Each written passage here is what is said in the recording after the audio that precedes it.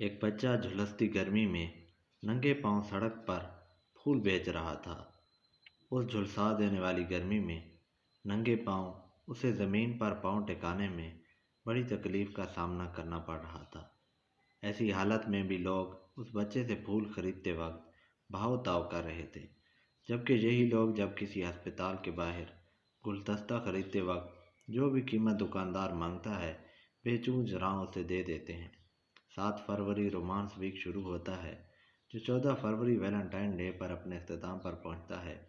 اس درمیان جتنے بھی پھول خریدے جاتے ہیں ان میں کسی کو بھاؤ تاؤ کرتے نہیں دیکھا جاتا۔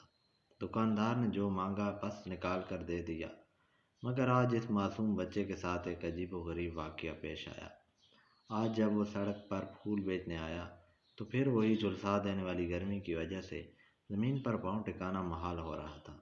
اس بچے کی تکلیف دیکھ کر ایک خدا ترس کو اس بچے پر بہت ترس آیا، اور اس نے قریبی بازار سے نئے جوتے خریدے اور اس بچے کو دیتے ہوئے کہا، لو بیٹا یہ جوتے پہن لو۔ لڑکے نے فوراً ڈبے سے جوتے نکالے اور جلدی سے پہن لیے۔ اس کا چہرہ خوشی سے دمک اٹھا۔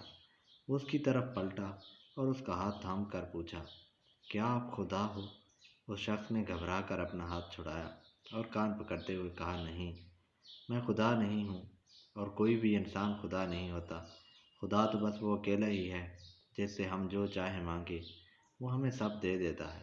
لڑکا مسکرایا اور کہا، تو پھر آپ ضرور خدا کے دوست ہوں گے، کیونکہ کل رات میں اپنے پیروں کی تکلیف سے کراہتے ہوئے خدا سے یہ دعا کر رہا تھا کہ یا خدا تو میرے لیے ایک جوڑی جوتے کا بندوبست کر دے تاکہ میں جھلستی دھوپ سے تپتی سڑک پر آرام سے اپنے پاؤں رکھ سکوں۔